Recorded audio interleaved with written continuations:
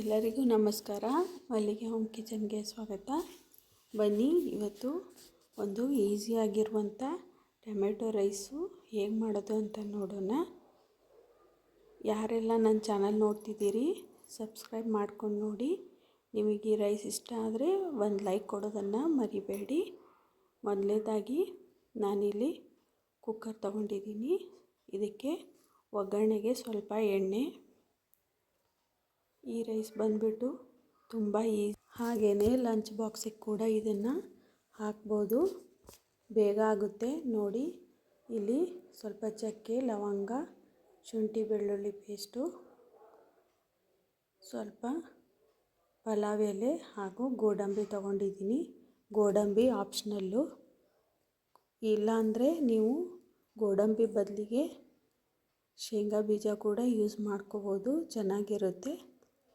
ನೋಡಿ, ಇದನ್ನೆಲ್ಲ ನೀಟಾಗಿ ಎಣ್ಣೆಯಲ್ಲಿ ಫ್ರೈ ಮಾಡ್ಕೋಬೇಕು.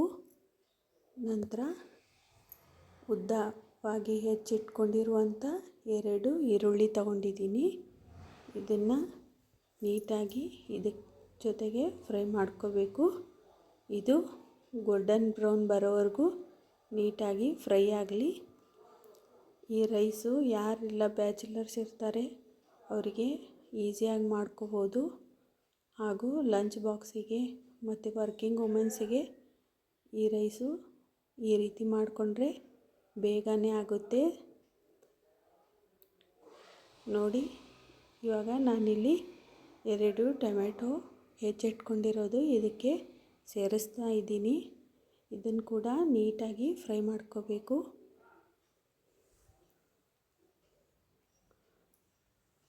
ಹಾಗೆ ಸ್ವಲ್ಪ ಹೊತ್ತು ಬಿಟ್ಟು ನಂತರ ಇದಕ್ಕೆ ಸ್ವಲ್ಪ ಅರಿಶಿಣ ಪುಡಿ, ಹಾಗೆಯೇ ಸ್ವಲ್ಪ ಖಾರದ ಪುಡಿ ಹಾಕ್ಕೋಬೇಕು.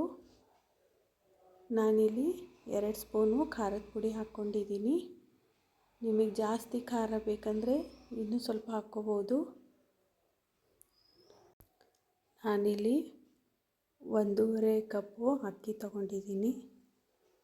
ಅದರ ಅಳತೆಗೆ ತಕ್ಕಂತೆ ನಾನಿಲ್ಲಿ ಟೊಮೆಟೊ ಹಾಗೂ ಈರುಳ್ಳಿನ ಫ್ರೈ ಮಾಡ್ಕೊಂಡಿದ್ದೀನಿ.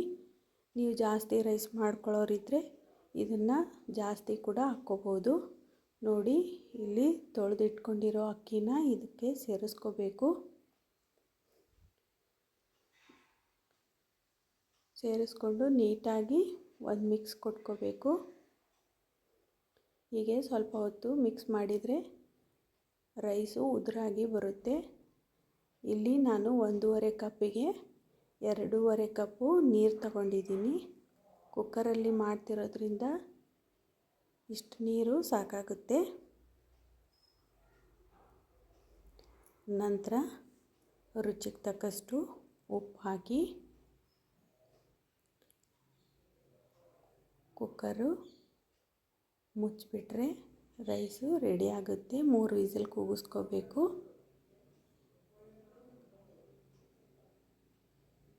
ನೋಡಿ, ಇವಾಗ ರೈಸ್ ರೆಡಿಯಾಗಿದೆ, ಚೆನ್ನಾಗಿ ಬಂದಿದೆ ಉದುರಾಗಿ. ಬಿಸಿ ಬಿಸಿ ರೈಸು ರೆಡಿ. ಈ ಚಳಿಗಾಲಕ್ಕೆ ಕ್ವಿಕ್ಕಾಗಿ ಮಾಡ್ಕೊಳ್ಳುವಂಥ ಒಂದು ರೈಸ್ ಅಂತಲೇ ಹೇಳ್ಬೋದು. ಈ ವಿಡಿಯೋ ನಿಮಗಿಷ್ಟ ಆದರೆ ಲೈಕ್ ಮಾಡಿ, ಶೇರ್ ಮಾಡಿ. ಹಾಗೆ ಮತ್ತೆ ಮುಂದಿನ ವಿಡಿಯೋದಲ್ಲಿ ಸಿಗ್ತೀನಿ. ಅಲ್ಲಿವರೆಗೂ ಎಲ್ಲರಿಗೂ ನಮಸ್ಕಾರ. Take care. ಬಾಯ್.